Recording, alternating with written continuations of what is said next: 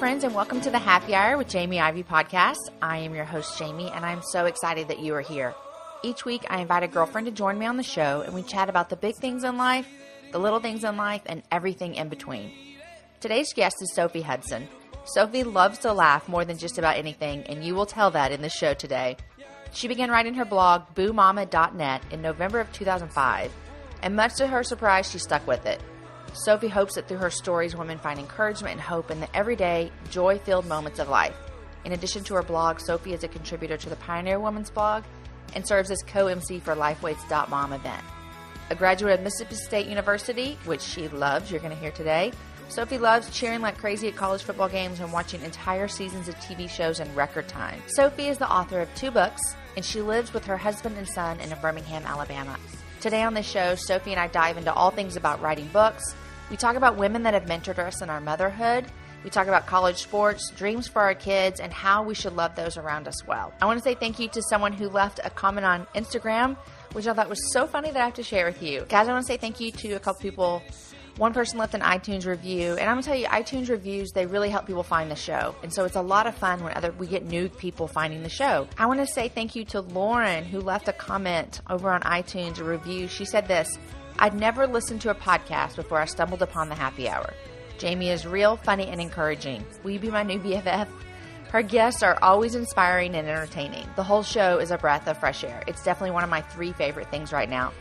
Lauren, I'm so glad I'm your first podcast. That's exciting, and I'm so glad I'm one of your 3 favorite things. I actually had people email me or send me an Instagram or a text and like, these are my 3 favorite things. They love that part of the show. I do too.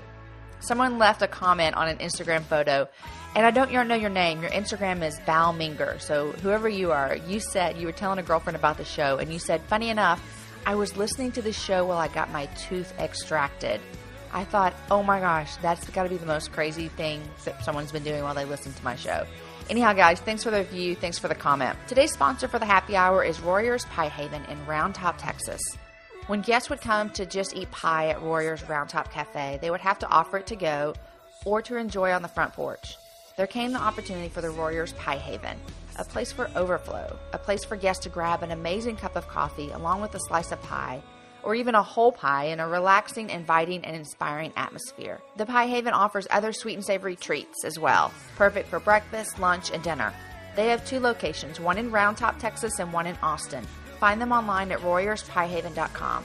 When you go into the store to get a slice of pie, order 1 slice, tell them you heard about them on the Happy Hour, and they'll give you a slice of pie for free. Guys, thanks for listening today. Whatever you're doing, if you're getting your tooth extracted or walking on the treadmill or doing carpool, I hope you enjoy it a bit more when you listen to Sophie and I chat. Hey, Jamie Ivey. Hi, Sophie. What's going on? I'm so glad to talk to you. Oh, yay! Since I started this podcast a year ago, you've been at the top of my list, and this is the first time we're getting to chat. Oh, it's about time, It's Jamie. about time. Mm-hmm. So fun. Yay. Welcome to the Happy Hour. Thanks. I'm so glad to be on the Happy Hour. You know what I was just doing to research for our show, because this is how highly produced this show is. I spent about 3 minutes before I called you researching. Yeah. Uh-huh. But what I was researching were the college football stats for upcoming season. Oh, you were? Good for you. That's more than I've done. Listen, I was going to tell you. I mean, like, if you spent 3 minutes, that's about 2 minutes and 45 seconds more than Melanie and I spend preparing for our... When Melanie came on, I told her this, and I meant it with the most sincere, compliment I could come up with. When I started to dream about doing a podcast, I had already been listening to you guys, and I said, if Melanie and Sophie can just talk to each other about, like, Steinmarts and their aunt and food, and I keep wanting to listen, I can do this as well. Absolutely, you can. And she said, that's what we do. And I said, I know, I love it. You're exactly right. If Melanie and I can do a podcast about Steinmart and college football and mascara. It's the best. Well, you're sweet. But I mean, like, the sky's the limit, podcasters. That's what I'm going to say. That's exactly right. That is exactly right. We are here to tell you that. Listen, there's a big table, and there's room enough for everybody. There's room for everybody. So how did you and Melanie meet? Melanie and I met because she, honestly, she left a comment on my blog. It was, golly, this was back in maybe like 2006. Forever ago. Yeah, and she so I had a blog and she had just started a blog and somehow like she followed a link to mine and she left a comment and there was just something about it. Isn't that weird? Like when you think about everything that's happened since then. But I just thought I like this girl, and I liked a lot of the comment. I mean, at the time I didn't get it. I didn't have a lot of readers, but I just thought I like this girl, and so I just replied to her comment, and so we just kind of started that little dance that bloggers used to do back in the day when people left comments, right? Of reading each other's blogs, and over time, I mean, I always say this sounds like an eHarmony commercial, but we had to talk on the phone about something, and we have both said since. I think she was getting ready to buy a new Mac, and I said she wanted to ask me some questions, and I said it'll just be easier to talk, and we were both so nervous. And then I think we talked just about every day since then. I mean, it was perfect timing because we were both in this weird, new, strange world with our blogs, and you know how it is with your writer friends and your podcast friends, how there's a certain nerdy language you speak, and it's such a relief to find somebody else who knows it. Yes, yeah. So that's how y'all met, and then now y'all collaborate on lots of stuff, don't you? Well, yeah. So we met. Yeah, we did. So we started the podcast maybe, I don't know how long it was after that, back in 2007. Which cracks me up, Sophie, that y'all started a podcast that long ago. I know. But would you go like 2 years without a show? Yeah, we did like one a year. But we did a lot to begin with. And then Melanie had this really sort of jacked up computer that wouldn't hold a connection. For long, if we were trying to talk on we would audio chat over I don't even know what it was called at the time, not iMessage, but whatever it was back then. Okay, And sometimes it would work, and sometimes we started a lot of podcasts. Like we would record for a minute, and then we'd lose the connection. So finally, when Melanie got a new computer about 2 years ago, it helped us to be a little bit more regular with them. And but really, it's just a matter of we both have crazy schedules, and so it's just kind of like, you want to do a podcast if we're bored? Sure. So we've always sort of played fast and loose with the whole scheduling thing. I love it. And it really was just because my husband, who loves podcasts, said, Melanie should do a podcast, because he would hear us laugh on the phone, and he's like, I think women would listen to y'all laugh like you're laughing on the phone. And sure enough, what do you know? That's so funny, because my husband was the exact opposite. Because when I decided I wanted to do this, I used you guys as one of my examples. I mean, seriously. Listen, praise the Lord for that. But Aaron was the opposite. He's like, why in the world would I want to sit and listen to two women talk? That sounds like the worst thing I could ever think of. And I'm like, well, I don't think you're my audience. Right, that's exactly it. Yeah. Well, David has much more of a, I guess because he's a person who listens to podcasts. I think he knew it was out there, and he had heard me talk so much. At the time, there was, in the Christian blog world, there was not a lot out there that was funny. Right. And so he was like, well, if people are wanting to read your blog because it's funny, it seems like they'd want to listen to a funny conversation too. And he was right. I mean, it's so true. So anyway, so it's fun. I mean, I'm not kidding. It's the biggest train wreck. I mean, we don't know. We still don't know what we're doing. And I got a new computer about a month ago. And the new GarageBand, I just realized that's a whole thing I've got to figure out. I had to get a new computer. My computer just totally crashed. And I got the new GarageBand, and I opened it up, and I was like, oh my gosh, this is it's in Chinese. I could not even understand it. And Aaron told me that I think I had the original GarageBand that was ever created. So I missed a couple updates. I did too. I don't really update very often, which apparently is one reason why my old computer died. That is so me too. Mine died, I think, right when yours did. Because I remember you saying you'd been at the Apple store. Yes. And mine died like a day later. So just yesterday, the thing popped up. It said, do you want to update this? And I asked Aaron, and he's like, yeah, you do that, right? And I was like, I've never done that. He's like, that might be one of our problems. Yeah, it was one of mine. And even when mine, it stopped. I don't know how else to put it. And we finally got it back up and running. And David said, well, you have a backup, right? I was like, from 2012. I mean, what? I don't know what you think this is. Exactly. Not real techie. Mm-hmm. So I'm trying to be better, because his thing was, look at all this stuff on your desktop. And he had all of this language. This is Oh, very processor intensive. Yes. Yeah. And I was like, that's an easy place to save it. I mean, I don't know what else am I supposed to. I'm going to start believing Aaron now because he always says you have too much on your desktop. And I'm always like, why does it matter where it is? Yes. Well, but because now apparently David says it too. Mm-hmm, your computer reads all that as an open application, Well, which the computer just seems to get on board. Right? It's just easier to have it right there in front of you. Oh my goodness. Anyway, we need to get Apple on this. I finally spent some time with GarageBand this past weekend. I think I sort of figured it out, but our theme song's not on there anymore, so I don't know what we're going to do. Oh, well, I'm about to change my theme music, and I don't know where I got my stuff from, but I'll send you the link of where I picked it up from. Okay, I thought maybe Aaron wrote yours. Well, what I have on there now is a song from a friend of ours. Okay. But I think I'm going to change to just music because he sings in it. Okay, gotcha. And Aaron said that's kind of distracting. Although I love the music. He said it's distracting to hear me talking and someone singing. Gotcha. So I was like, okay, that makes sense, I guess. Well, I think that's a good strategy. So well, send me the link. I've got to find something. I'll send you the link of where I'm picking up music from. Okay. Podcast. Now, Sophie, you are working on a third book. I am working on a third book. It's a sickness. It's what it is. Okay, so let me just tell you the things I want to know from you. Okay. I want to know a lot of stuff. I just read on your blog about your process for writing that you're trying to figure out 3 books in. Yes. And I need you to explain it to me because here's my dilemma, and maybe you can help me. I've been saying I'm going to write a book for about 7 years now. Okay. Yes. But what I remember. Was it about a year and a half ago, or like you were dead serious about it? Girl, yes. I mean, I read the book and I was ready. But I think I need to do what you're doing with these sticky note things because I just look at a whole entire 50,000 words and go, oh gosh, I can't do that. Mm-hmm. Like, I don't even know what? Like, this is too much. And so then I just do something else. I gotcha. How did you figure out when you wanted to write your very first book? How did you be like, this is what I'm going to write it about? I don't know.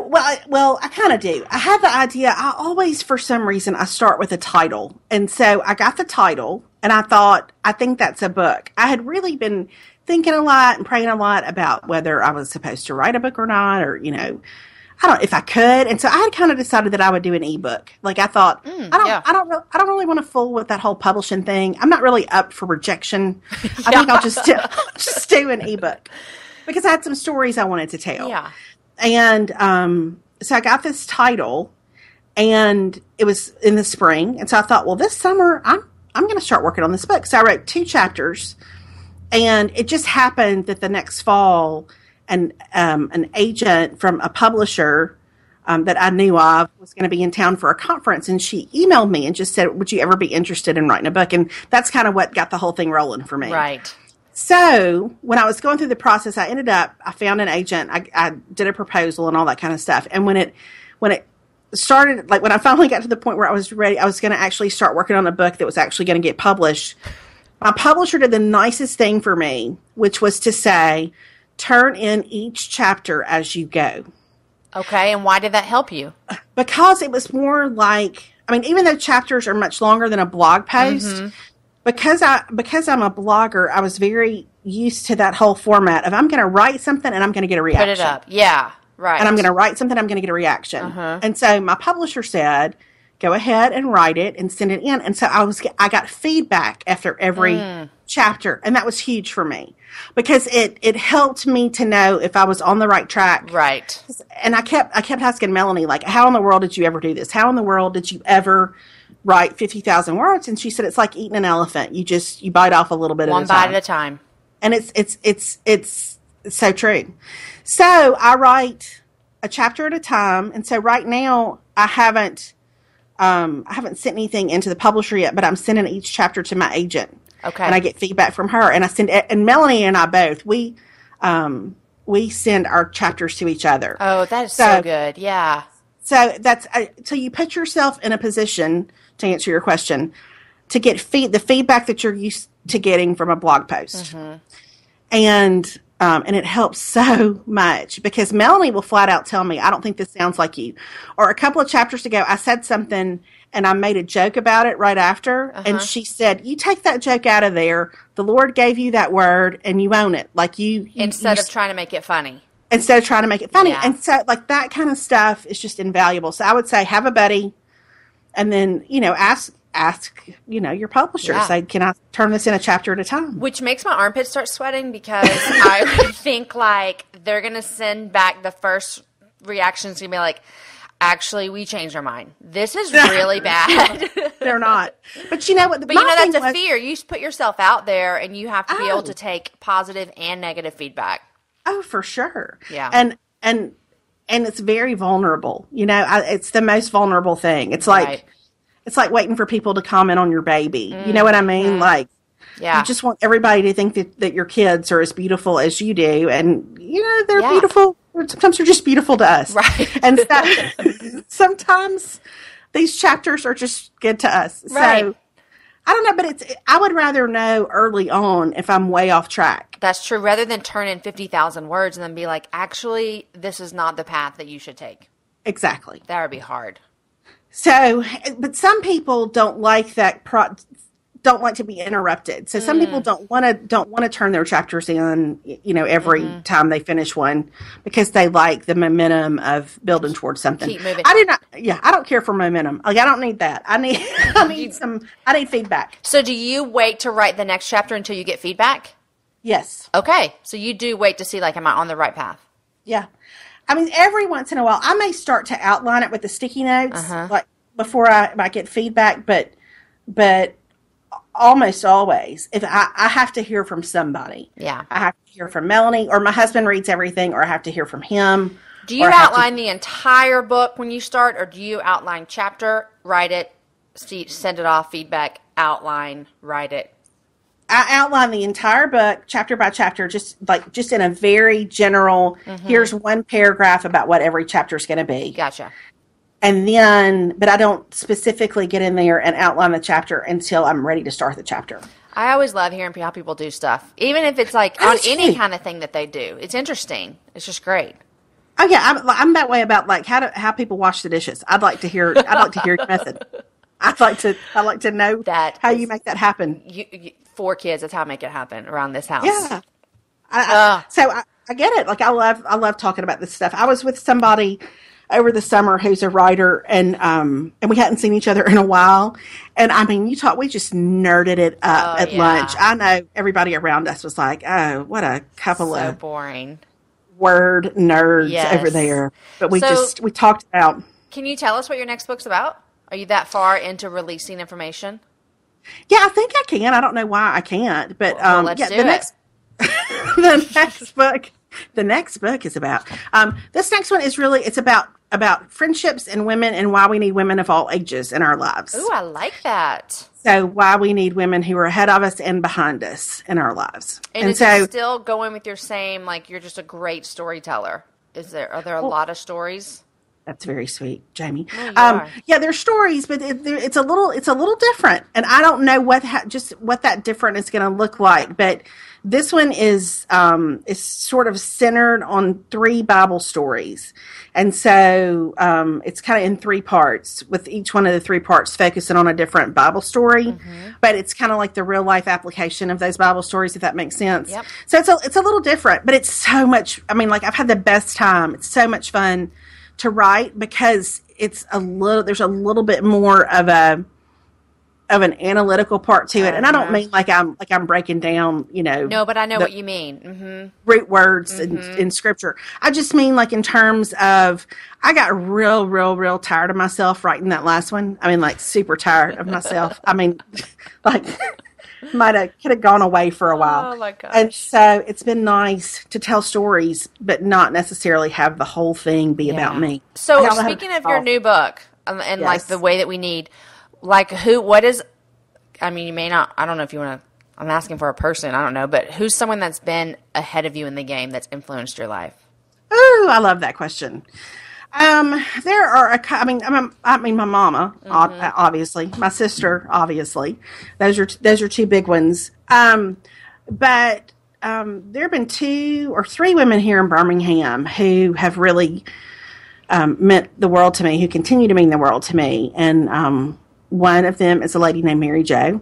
Mary Jo invited me right after we moved to Birmingham about 15 years ago. She invited me to come to her bunco group. I was from Mississippi. She was from Mississippi. And she has just become, over the course of these 15 years, like she and her husband are sort of like my surrogate parents here. If I'm really dealing with something, or I'm really in a tough spot and I can't get to my parents, I'll just take it upon myself to drive to their house. And I've been in her Bible study off and on for years. And so Mary Jo is definitely one of those. I have a friend named Pat, who's the same thing, who I met through church, who she is the opposite of me personality-wise. She's super outspoken and very cut and dried, and I adore her. I'm so drawn to that personality, it's not even funny. For me to be kind of a people pleaser at times, or, I never want to hurt anybody's feelings. I am fascinated by people who will just lay it out there. And that's just how they are. They're not trying to be mean. They're just like, I'm just going to say it. Why would I not say it? Yeah, and I never take it from her as like that she's being mean. She's like, why sugarcoat it? Right. It's how it is. And so Pat has been that for me. My friend Ann has very much been that for me. She's a little farther ahead in motherhood. So I've had 3 or 4 women here in Birmingham who have really, I don't know, I think just sort of filled the gap, where, since we don't have any family here, and have been people I can go to and just say, like, hey, so when like your kids were 10, did they ever? Right. And just kind of go from there. And then you work with teenage girls, right? Yeah. So you get to do that every day. I do. And so I work with teenage girls, and what's fun about that is, not only working with the teenage girls, but watching them grow up. And a lot of the girls that I've worked with have families now. And so that's kind of awesome. That's really fun. Yeah, it is fun. And so I think for us to not be from here, it has very much made us feel like we belong here, because we've gotten plugged in with all these families, that over, a period of time. And I don't know, it's a neat thing. I love so much about that. And I've had people walk with me in my world as well that have been a little bit older. Especially, we moved to Nashville. Aaron and I were married about almost 2 years, and we moved to Nashville where we had no family. Right. And about a month later, we found out we were pregnant, and that was not on the game plan. And there was a couple there, the Shingletons, and they just literally took us in. I mean, she's only like, she's probably 15 years older than me, if that. Right. But she just took me in, not like a daughter, but like a friend, but just someone who had been there already. She had teenagers, and here I was, new mom. It was life-giving is what it was. It really was. It is. And I can remember going, I think Alex was maybe going into into K5 or something. I mean, he was so little. And I can remember going over to Mary Jo's one night just in tears for Bible study because of something he had said. It just made me worry about, like, the eternal state of his soul or something. As a 5-year-old. I was just and I'll never forget, like, standing in front of her and telling her what he'd said, and it was all she could do not to just die laughing in my face. Right. Hey, I think y'all are going to be fine. I think y'all are going to be okay. She had 3 kids who were grown. Speaking of your son, he's in 6th grade. He's in 6th grade. Yes. I have a 6th grader this year as well. Yes, it's a very big year. It's a very big year. I know. Do you feel like he's different than 5th grade? Like, someone asked me that the other day. I think he feels like he's different. I think he thinks he's grown. Right. Yeah. No, the way our school is set up is 6th grade is still elementary school. So he has not made a transition into middle school. Okay. He'll go into 7th and 8th grade junior high next year. But, but so now they're like the oldest kids at the school. So rule in the school. Yeah. And so he's playing 6th grade football and all that kind of stuff. So he's loving life. It's good to be a 6th grader. It's good to be a 6th grader. I took Caden to on church this past Sunday was the very first day that he went to students. Yes. And that was 6 months ago. Oh, yes. I mean, I have looked forward to this forever because I think that we're going to be in our sweet spot with like junior high and high school kids, like I think I'm really going to really like my kids. I mean, I like them now, but let's be honest, a 7-year-old, I mean, I love her to death. I can't, we're feeling like we're hitting it with 6th grade. So anyhow, we're walking down there, and Sophie, we got to the door, and he was kind of nervous. It's all new. And I said, do you want me to walk you in? And he's like, no. And he just walked in, and I just started crying. Listen. Okay, well, 2 Sundays ago, they did like a Friday night. They had sort of an orientation for the parents, but the kids all went into the student ministry thing, and it was just 6th grade. And then the next day, they took all the 6th graders to Stone Mountain just for the day, and kind of did a big trip with them. And then they went to their first day of student ministry small group on Sunday. So that was a great transition. That was easy. But this past Sunday was the second Sunday, and I said, do you want me to walk you down there? And he was like, no, and you can just sit in the car when y'all are done. I'll come back to the car. I was like, all right. Okay. Well, is this where we are? This is where we are. I know. And I looked around as I had tears rolling down my face, and there were all these high school girls, and I was like, just a crazy mom, guys. Nothing to look at here. I know.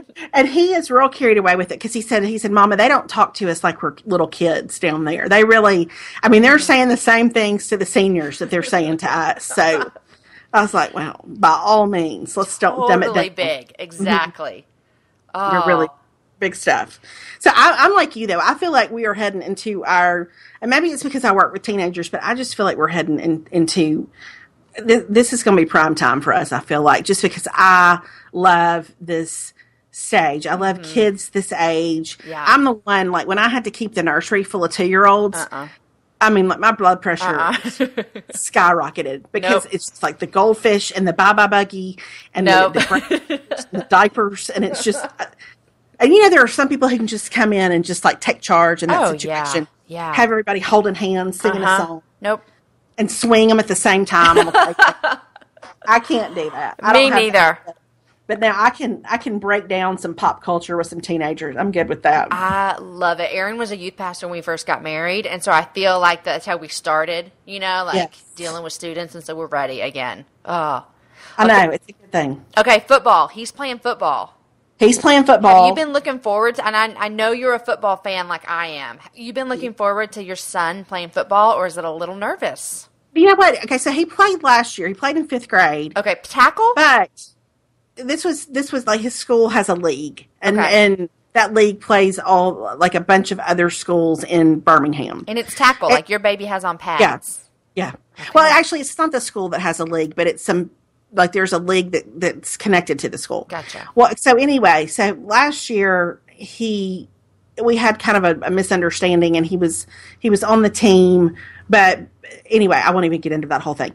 But I loved it. I loved him being a part of that. And so, but I had never really known if he would play or not, and I had told myself that I didn't really I didn't really care. That I would be fine if he played or if he didn't. And then you sort of see him put those pads on, and you're like, oh, yeah, I was pretty much made for this. I was pretty much made to be a football mama. And so I love it. Oh. I really do. I love it. I love it. I literally have had to confess my sin of praying that my kids play college sports over that they're like missionaries for the gospel. I mean, seriously. Aaron and I went to our first Texas Longhorn game when we first moved here. We had some a player gave us his parents' tickets. So not only did we get to go to the game and have great tickets, but we got to go like back where all the parents hang out ahead of time. And I looked at Aaron and I said, I want this life. Yeah, like I want the button. I want the shirt. I want it all. Yes. And he was like, I think you should chill. Like our kids are, 7. Yeah. Well, but it never hurts to have a dream. Never hurts to have a dream. No, right? And I think I might have a hope with a couple. My oldest does not do sports at all. And so that's been that's been a tough pill for me to swallow, if I'm completely honest, because he's my only biological son. And I played sports. Yeah, I think that, I always in my head envisioned that I would give birth to some sort of super athlete. Not that I was ever that athletic, but just because I love sports. Yeah. I'll watch anybody play anything, pretty much. And he loves sports, but he's not like, and he's a great teammate, and like he's going to fill a spot on the line. You know what I mean? Right. But he's not super athletic. Like he's not one of those kids who can just go pick up anything effortlessly. Right. And I probably went through something when he was about 8, where I was like, oh, I don't know that we're going to naturally be good at everything. Yeah. And I was sort of sad. Now, my expectations are much more in line. But I totally done get that. Yes. And my old child that's only biological, of course, he's just like his dad. Like he wants to do art, he wants to do music, and all of that stuff is like a foreign language to me. And so it's just, does David like to watch sports? Your husband? Oh yeah, he does. But now here's where he's different than I am. I want to go to the game. I want to be at the game. I want to yell at the game. I want to be so involved with the game that the whole rest of the world disappears. He likes to watch stuff at home. He wants to be in his chair. It's comfortable. Yeah, he wants to be with his big television. And so I am probably more obnoxious, particularly about college sports, than he is. Gotcha. Which it's been just a great delight to him, as you can imagine. I'm sure. Well, I'm married to someone who doesn't even know what like a right tackle is, Yes. And so we are on 2 different playing games. And I always tell Aaron, he's on stage here in Austin. I mean, he's a worship pastor, so he's on a stage. Right. He has a platform. Our church is full of college students. And I'm like, can you just one time from the stage say that you love the Longhorns and would love to go to a game? Just please, for your wife. He's like, no, that's not what my stage is for. It's to lead people to worship. And I'm like, oh, gosh, you're so holier than thou. You won't get me Longhorn tickets. I know, principles. Right. But I love going to games. It's so much fun. Yeah. I do too. And so I have definitely passed that along to Alex. Like he is like right now, he's like, Mama, we have not been to see Mississippi State play basketball in 2 years. Can we please go to basketball games this year? And it's really just been more scheduling than anything. But one thing that he and I do every spring, and David does too, but not to the degree that Alex and I do, is we go to the SEC baseball tournament every spring, and we'll go see anybody play. Like I love don't that, yeah. And so he definitely has a love for sports. Is he ever going to be a super athlete? No, but I love that he can, that he enjoys them. Yeah. So that's fun. It's fun for all of us. I love baseball, and so I would much rather watch college baseball in person than any baseball on TV. I don't really enjoy that. But one of my boys plays baseball, and again, I told you my husband is not a fan of sports. And Little League baseball games can go on for hours with nothing really interesting happening. It's his own son out there, and he looks at me like, I hate my life. This is the worst thing that's ever happened to me. And I'm like, just cheer for your kid and act happy. And he's like, I'd rather be like planting grass seed by seed than this. Well, okay. And how does he do with the parents who are particularly enthusiastic? Does he can't understand it, can he? No. The daddies who are all fired up and yelling at their 8-year-old, it is. It is his eye on the ball. Aaron doesn't even know what to say. Like he bless his heart. I mean, he just never played sport. It'd be like if you asked me to lead a choir, I'd be like, I don't know, sing a C note. I don't even know what that means. We're just so opposite, but it's fun. I know, it is fun. Are people I'm guessing in Texas this holds true like it does in Alabama, but do you run into the parents who are grooming their athletes for bigger and better things out there? We have steered clear of that scene, and so probably because I'm married to Aaron, right? We have not put such a priority on stuff, which I feel might be inhabiting my children's college scholarship, road to success, but I'm going to go with it. We have not been in any leagues with this is crazy. Yeah. We've kind of steered clear of that. And so I think that's helped us a bit. Yeah. We've had great luck with all that stuff. I've heard stories, especially with baseball about people. Especially baseball. It's crazy.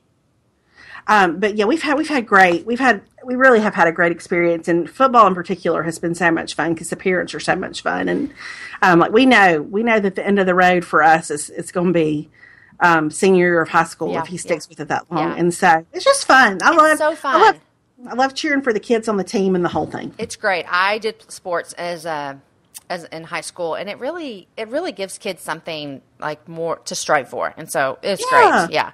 So do y'all go to Mississippi State football games? You know, we do. We don't go all the time, but we go a lot. I don't know how much we're going to go this fall just because I've got a book deadline coming up, and that seems to hinder me a little bit. But yeah, we go back a good bit and love it. I mean, we just, I don't know. It's kind of, it's like going home. Mm-hmm. So last season for us was so fun because we had a good little run there of being, something special. And it was a good run for y'all. Yeah, I was looking at the top 25, and we're not in it. No, I know. Isn't that something? It is. It is something. And I was actually kind of like, huh. But I think, you know what? I think we play better when we have a little bit of a chip on our shoulder. Got a little pressure under you. Yeah. Yeah. I'd way rather not be ranked than be like 3 and end up nowhere. Yeah. Than be overrated. Mm-hmm. But still, I don't know. That was a little bit of a deal when the polls came out and we weren't there. But I understand why we're not. Apparently we've lost some people we need, and I don't know. We'll all of that. Well, I like keeping up with the stuff, so it's a lot of fun. My brother is who I like talk to about football, so that's fun. Yeah, my brother and I can't talk about it because he went to Ole Miss. Oh, and y'all are rivals, huh? Yeah, so we don't talk about it too much. I mean, we'll kind of talk in generalities. My older nephew of his 2 boys, we text a lot, but like even he and Alex were trash talking yesterday about State and Ole Miss. And are your nephews at Ole Miss? No, my nephews are still in high school. Okay, but they're Ole Miss fans. Yeah, big Ole Miss fans. Yeah. And so Alex and the older one, Beck, they were messaging back and forth yesterday with some pretty good preseason trash talk, which I encourage as a parent, by the way. I don't see any problem with that. Right. And then but my sister is completely I wouldn't say obsessed maybe, but she is as enthusiastic as I am about it. So we talk about it all the time. But I read the message boards, the whole thing. Like you're all in. I've never done that. I don't post, but I read. Okay. And sometimes they'll have these, they'll, especially during recruiting, they'll have like these chat sessions where like the recruiting expert for state will, like, they'll have like I don't know, I'll go into a chat room and stuff. And my sister and I have like watched those as they happen. So it's like you're peering in on what they're saying. Yeah. And, I don't know. It's ridiculous. I need to get a life, don't I? I really do. I need to get a life. I do. I need to get a life. The whole recruiting thing is so interesting to me as well. Yeah. I'm like, I just want one of my kids to go through that so I can like tag along to all these great behind the scene tours and dinners. This is amazing. Yeah. Just see the sights. Yes. I know. That's awesome. We were in Knoxville this summer, and we're friends with Coach Barnes, who's now the basketball coach there. And he was showing us all around everything, and I was like, this is amazing, and I hope that I get to do this with some of my kids to a handful of schools. Like, they're trying to like make the choice between, University of Tennessee and Texas Longhorns or something. I don't know. I know, it would be something. Hey, y'all went to see Garth Brooks, didn't you? Oh my gosh, yes we did. Okay, listen. Was that not, because he was in Birmingham right after that, I think, or the weekend after that, maybe that he was in Knoxville. Was that not unbelievable? Did you go? Yeah, we went here in Birmingham. It's the best show I've ever seen. I mean, it was unbelievable. And I saw him like when David and I were first married, like 1998 or something in Baton Rouge. And so I was kind of like, it'll be one of those things where you kind of feel sorry for somebody who's trying to like stay with it after all this time. But good for him for making an effort. And I mean, we left that place going like, that's the best thing I've ever seen. It was the best. Yeah. Would you say, was it a lot like the first time you saw him? Or, was he just as amazing? He was just as amazing. Yeah. I mean, it was similar. I mean, there were more songs, obviously, this time that he didn't do. And I'd actually seen him even before that in Starkville one time. So this was my third time to see him. He was every bit as good as he was.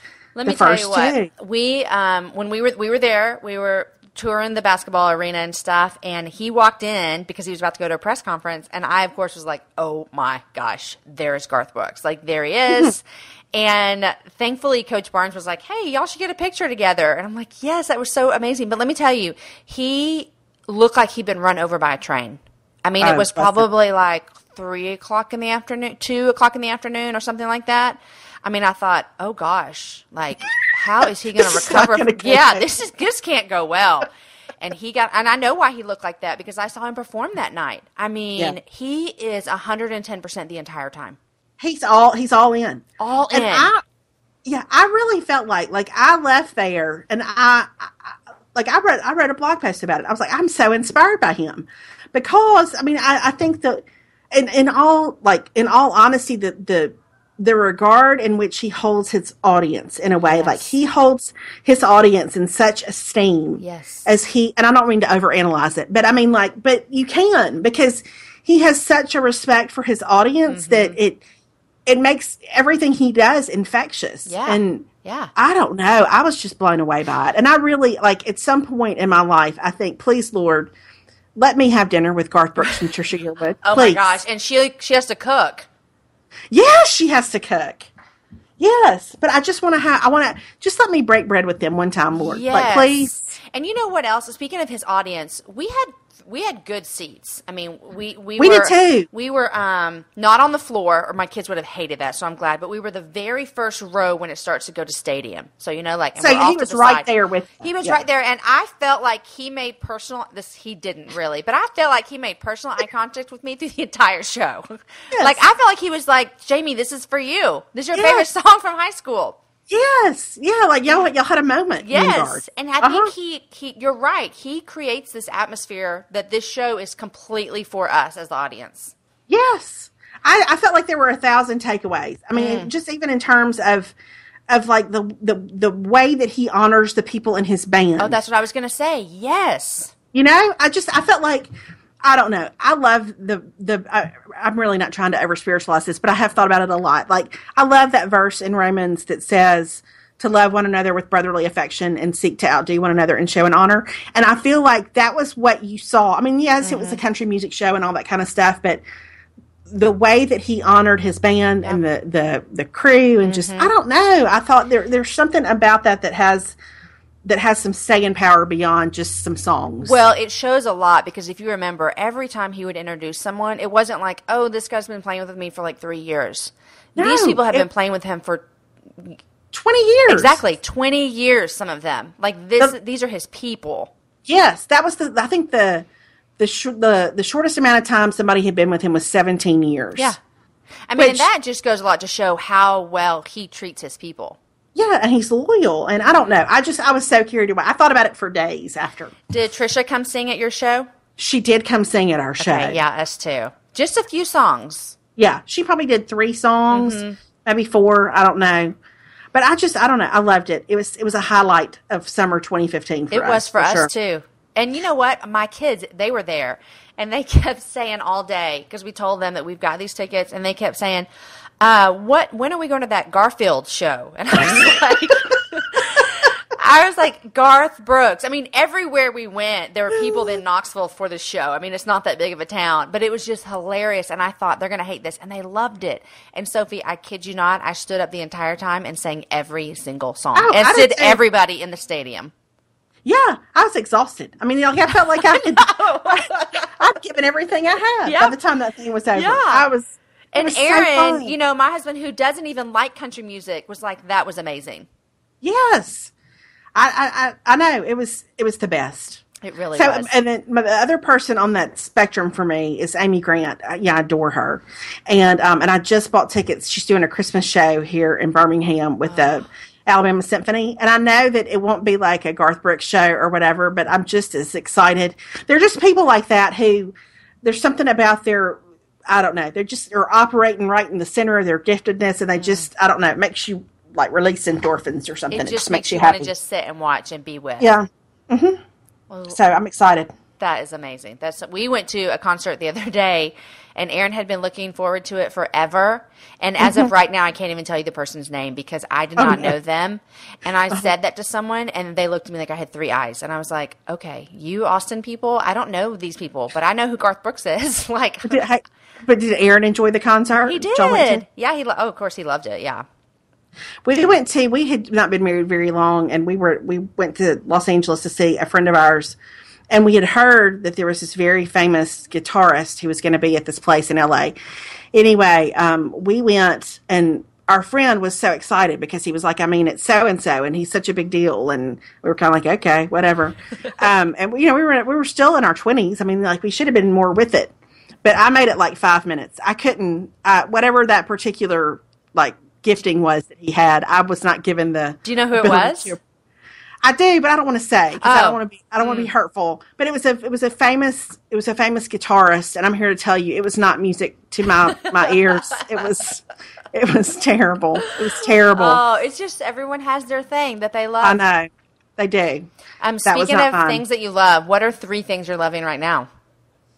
3 things I'm loving right now. I am loving.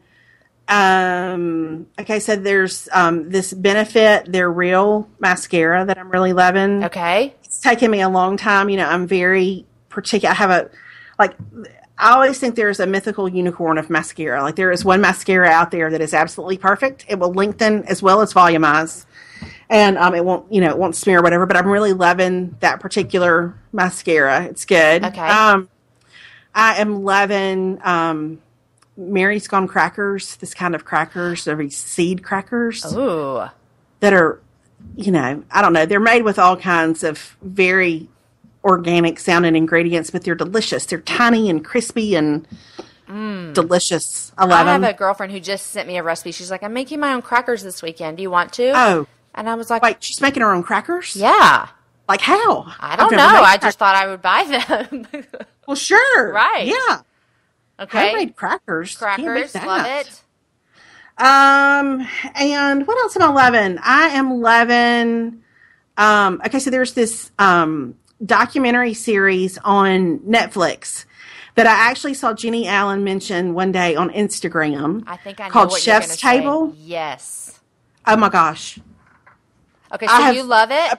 Oh yeah, I got obsessed with it because I love creative people. It doesn't matter how they're creative. Like, that's why I'm fascinated by your friend making crackers. Like, I don't care how you're creative, but I'm fascinated especially by chefs. And so, I'm all in every season with Top Chef. I love Project Runway for the same reason. I don't understand how you can see the fabric and figure out how to make it do those things. Right. But Chef's Table, like, to see sort of the way deep behind the scenes about why people do what they do, I just, like, there were a few of them where I just wept because you just know those people were made to do that thing. Like, there was nothing they could have done to escape that thing in their lives. And you can see them come alive. Like, we've watched it, and Aaron is just like you. It wasn't one of my personal favorite TV shows because I'm more drawn to, like, drama, like Nashville. So, you know, I need... Listen. The body needs the body of Christ, Jamie. Yes. We can't all have the same thing. And Sister Wives. I need Nashville and Sister Wives in my life. Yeah, right. But Aaron loved it so much, and he said the exact same thing that you just said. He said to see these people do something that they love so well and with so much passion. I mean, they're not, and it doesn't just have like, oh, this is a chef in New York City. These are chefs like in the like boondocks of Peru and stuff. I mean, yeah, and honestly, like living in Patagonia, in Uruguay, and like but there were a couple that just really, I don't know, that just really sort of stayed with me, and so I love that. But I'm just kind of fascinated by that creativity. But I've watched all 6 of those, so I need for them to. And now you're needing for more. I needed to do another round. Yeah. And listen, I totally appreciate your love for Nashville. I've never really gotten into that, but I've been known to watch some reality TV in my day. I know. And I'm just, I love it. And I don't get to watch it that often now that school, you would think I would get to watch more TV that school's now in session, but actually like I get to work more now that school's in session. So I'm not watching that much TV. Yeah. And I didn't watch much this summer. There was just not really anything on. I didn't either because the kids are here. Like, there's no more napping and, you know, like, we're like doing stuff. We're in this new stage. It's great. I told someone this recently. I think I may have said it on here. So when Aaron was watching the Chef's Table, you know, they had the episode of the guy in Patagonia. Yes. And I was like, I thought that was just a clothing line. Like, I didn't know that was really a place. Apparently it's a place without power. There you go. It's a place where you need to know how to build a fire. Oh my gosh! So yeah, that show is really, really good. Love it. It was beautifully done. Beautifully done. You're exactly right. It's not. Someone didn't just put together something and make a documentary. It is very well put together. So I love that. That's probably my favorite. My favorite thing I watched over the summer. Love it. Love it. What are you reading right now? I am reading right now. I am reading a book that I'm a little bit in love with, called, and you may have read it. It's called Jesus Outside the Lines by Scott Sauls. Have you read it? No. I don't know how. I don't even remember how I heard about it. I'm sure it was something online. Somebody recommended it, because that's how I find out about. I wouldn't know how to drive from place to place if people online didn't tell me where I needed to go. Exactly, right. But he's a pastor in Nashville at a Presbyterian church in Nashville, and it is just, I get real discouraged sometimes by very polarizing voices that seem to like to go after each other, especially in the church. And so, it can really sit me. I can get so sad. It's ridiculous. Like, I could cry right now talking to you about it. It makes me so sad, the way that we like to attack our own. And, we're going to disagree. We can't, there's no way around it. I feel like we should be able to do that with some grace. With some love. And anyway, and so this is really all about that, and about how, we just learning how to sort of extend a wide berth of grace with each other. And I don't know, it's just really good, and it looks at all different, facets sort of life in the church. And I've really enjoyed it. I have a friend who's a Bible teacher, and I gave him a copy of it a couple of weeks ago and said, I just really think that you'll like this. And he said he just sat outside on his porch and wept when he read it, because it's been like a balm to me, because I feel like I came out of the summer, just social media and all that kind of stuff, just watching everything that went down. I don't know. That's good. We are just starting a new series. We don't do a lot of series at our church. Our church usually just preaches from Ephesians for 5 years or something. But we're doing this. That's true. We've been in a series called For the Love of God, which is just us going through the Bible now. I feel like for about 14, 15 years. Yeah, I was really. Yeah, I've been here 7 years. I think we've done 3 books. Yeah. I think our churches are actually a lot alike from what I can tell. But anyway, where do you go to church? We go to the church at Brook Hills. Okay. Yes. We just started this new series on neighboring. And our pastor, Matt, was just talking this week about what you were just talking about. And he was saying, no other time that he has seen in his lifetime, and he's, early 40s, has he seen so much that the church really needs to, the verse where it's people know you're my people by the way you love each other.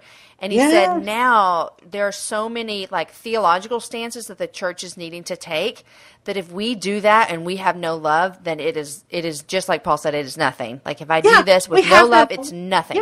Yeah, we have no voice. Yeah. And here's the other thing, and I promise I'll be quiet. This is such a this is one of those things I can kind of get going about. But we also have to remember we have a generation behind us that does not have to listen to us. We listen to the people ahead of us because we didn't really have an option. Right. You know what I mean? If somebody was in front of us, we tended to give that voice some credibility and give that voice an audience, because we were told that that's what we were supposed to do. We were supposed to respect our elders and listen. These kids have on their phones a captive audience and can be an audience to whatever they want to bear witness to all day long. We didn't have that option. We had one option. No, whoever was talking to us in that moment. Yeah, and they have all the options. And so we have to, we just got to love them really well. And we got to love them unconditionally, even when we would rather, yell and scream and stomp our feet. I don't know. That's a whole other. So I'm going to have to get that book, because that sounds right up my alley. Yeah, I think you would love it. I think you would love it. I have recommended it like crazy. It's just, it's kind of like an exhale for me because you can start to feel like the voices at either end of, all these different issues that are screaming the loudest, speak for the majority. And they may, I don't know, but I'm not one to be able to live at extremes real well. So yeah. Anyway. Okay. I love it. It's a good one. Tell me the name one more time. Jesus Outside the Lines by Scott. Outside the Lines. Scott Sauls is the pastor and the author. And he, from what I've just read, but apparently I think he worked at Redeemer in New York for a while with Tim Keller. And so, anything Tim Keller writes pretty much makes me weep. Yeah. Okay, that is so great. And if you're listening, I obviously put all the links up, but I also have an Amazon link too for all the books that I do. So it's easy to find. So you don't have to remember. Oh, Jamie, you're so organized. I know. I try to be. That's awesome. Well, Sophie, this has been so fun. I know. I've loved talking to you. I could talk to you for about 15 more hours about football, and that would be fun, but no one would really want to listen. No, nobody really care, but I'd be happy. Yeah. So. Well, Sophie, thank you so much. Seriously, I'm so glad you came on the happy hour. I'm so glad I came on the happy hour. It was awesome. It was so fun. Have a good rest of your day. Thanks, you too. I'll talk to you. Okay, bye. Bye.